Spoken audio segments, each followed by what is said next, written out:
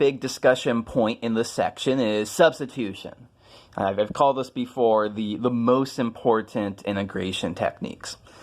And so what we should be thinking about, we should be looking for something that looks like f of g of x times g prime of x dx. Because if we have that, we're going to call g of x u, and then we're going to call g prime of x dx du. So the key thing to look for is that if we want to replace some function g of x with u, we need to be able to find someplace a g prime of x in the integrand, so that we can call g prime of x dx du. So substitution really only works, I mean, there's some exceptions, I exaggerate here, but it really only works if we have the right things to pair inside some function, outside some function. Let's take a look at some examples of this, just to see what I mean by that. So, great first example here is the antiderivative x squared sine of 3x dx. So this is screaming out for substitution, because we really want to call that u is g of x is x cubed. And so the question is, do we have a g prime of x in our integrand? And so the answer is essentially yes. That the derivative of x cubed is 3x squared. Dropping constants, I might simplify this to say the derivative of x cubed is x squared, and we've got x squared outside. So our life is great here, because this is going to play the role, combined, of course, with a dx. This is going to play the role of du, because this is basically g prime of x. I'm dropping constants. We can always take care of the constant later. That gets our point across. So how do we do this? U is x cubed, du is 3x squared dx, and so x squared dx is 1/3 du, and so this ends up giving us 1/3 times the sine of u du. So this integrates, of course, to minus 1/3 cosine u plus c, and don't forget to plug back in u is x cubed. Another couple examples of substitution. So the antiderivative of e to the sine x times cosine x dx. So we're looking for f of g of x. We're looking for f of g of x. So f of x would be e to the x. G of x would be sine of x. That really looks like an f of g of x there.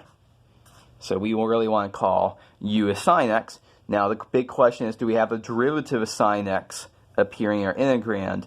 And sure enough, we do. There's going to be our du. So u is equal to sine x.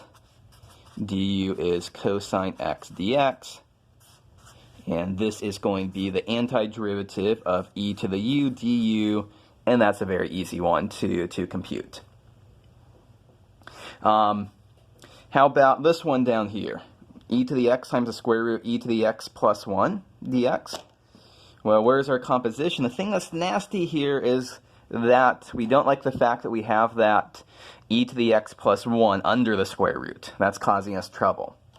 So that suggests that we should think u is e to the x plus 1. Do we have the derivative of this outside? Yes, we do. Du is e to the x dx. And so what's going on there? There is our du. And so this ends up as the antiderivative of u to the 1/2 times du. Again, a very simple integral to do. I'll skip the work here. Okay, one more substitution trick that we have to look out for is sometimes it'll be less obvious how we can, where that g prime of x is coming from. But we can, if we're clever, we'll still be able to make things work. So a great example of that is the antiderivative of x cubed times the square root of 1 plus x squared. So our f of g of x, the f function is a square root function. Our g of x is 1 plus x squared. So the first thing seem obvious to try is u is 1 plus x squared. Du is going to be 2x dx. So now it might feel like we run into a little bit of a roadblock here because we're looking for an x dx. We've got an x cubed dx. And so that feels like, that's going to cause us a little bit of difficulty here. However, if we do a bit of algebraic manipulation, we'll be able to make this work. How do we do that? X cubed, we can rewrite x cubed as x squared times x. Now let me put in the dx there. X cubed dx is equal to x squared times x dx. And so this right here, that's going to be du over 2. What do we do with x squared? Here's where we do some algebraic manipulation. We rewrite u is 1 plus x squared as, that becomes x squared is u minus 1. So u minus 1 ends up there. So after making all of our replacements, x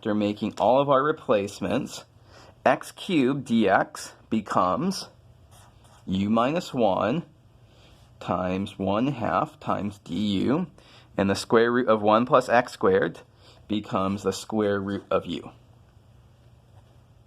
And so this is 1/2 times the antiderivative of u times u to the 1/2 is u to the 3/2 minus u to the 1/2 there, du. Again, finish this off. This would be a pretty easy one to do.